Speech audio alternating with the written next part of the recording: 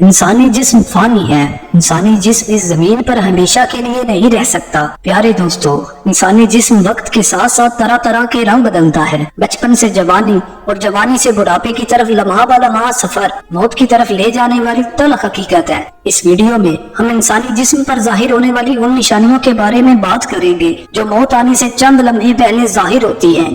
ان میں سے پہلی نشانی تو یہ ہے کہ انسان کو بھوک اور پیاس نہیں لگتی، انسانی جسم ناتواں ہو جاتا ہے، جسم کو خوراک اور توانائی کی ضرورت محسوس ہونا کم ہو جاتی ہے۔ روح نکلنے سے چند گھنٹے پہلے انسان کا جسم رفع حاجت کی ضرورت محسوس کرنا بند کر دیتا ہے۔ یہ نشانی جسم سے روح نکلنے سے پہلے کی ہے۔ موت سے چند لمحے پہلے انسان کو جسم میں دردیں اٹھنا شروع ہو جاتی ہے۔ یہ درد اتنا تکلیف دہ ہوتا ہے کہ انسان ظاہری طور پر ڈرا ہوا اور خوف زدہ ہو جاتا ہے۔ اس دوران کپ کپی طاری ہو سکتی ہے، دل کی دھڑکنوں میں رد و بدل آنا، تمام عمر انسانی جسم کے خون کو پمپ کرنے والے دل کی دھڑکنیں اچانک سے بے ترتیب ہو جاتی ہیں۔ نفس پکڑنے پر یہ محسوس کرنے میں دشواری ہو جاتی ہے کہ انسانی جسم کے اعضاء کام کر رہے ہیں یا نہیں۔ یہ وہ وقت ہوتا ہے جس میں انسان کی موت کے خدشات بڑھ جاتے ہیں، جسمانی درجہ حرارت بے ترتیب ہو جاتا ہے، جس کے بعد وہ کبھی اپنی اصلی حالت میں نہیں آ پاتا، آنکھیں نم ہونے لگتی ہیں اور شدید پسینہ بھی آ سکتا ہے۔ یہ وہ وقت ہوتا ہے جب انسان کا وجود ختم ہونے والا ہوتا ہے۔ اس کے علاوہ محسوس کرنے کی حس بھی کم ہو جاتی ہے، اور یہ بھی تب ہوتی ہے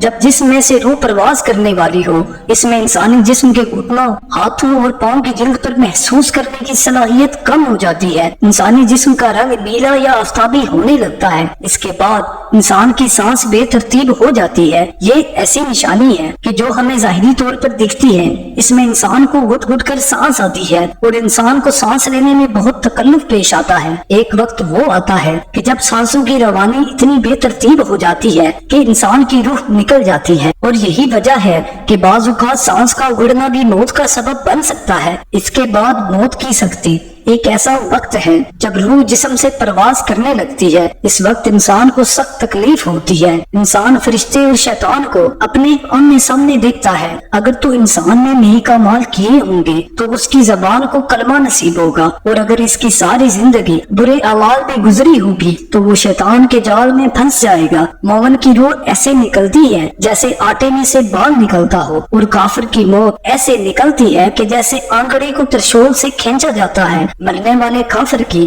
تکلیف کے باعث چیخیں نکل جاتی ہیں۔ دیگر فرشتے اس کی روح کو گندے کپڑے میں لپیٹ دیتے ہیں، جس کی بدبو کسی مردار سے 100 گنا زیادہ ہوتی ہے۔ انسان کی روح جب جسم سے جدا ہوتی ہے تو انسان کی آنکھیں کھلی رہ جاتی ہیں، انسان کی سانس اس کے حلق میں اٹک جاتی ہے، اور انسان اس دوران ایک بے جان گوشت کے لوتھڑے کی مانند ہو جاتا ہے جو کہ حرکت نہیں کر پاتا۔ تب انسان کی سانس لینے کی بجائے سانس نکل رہی ہوتی ہے، یعنی اندر کا سانس پھیپھڑوں کے اندر اور باہر کا سانس باہر رہ جاتا ہے۔ انسان کی جان پاؤں کی جانب سے نکلتی ہے۔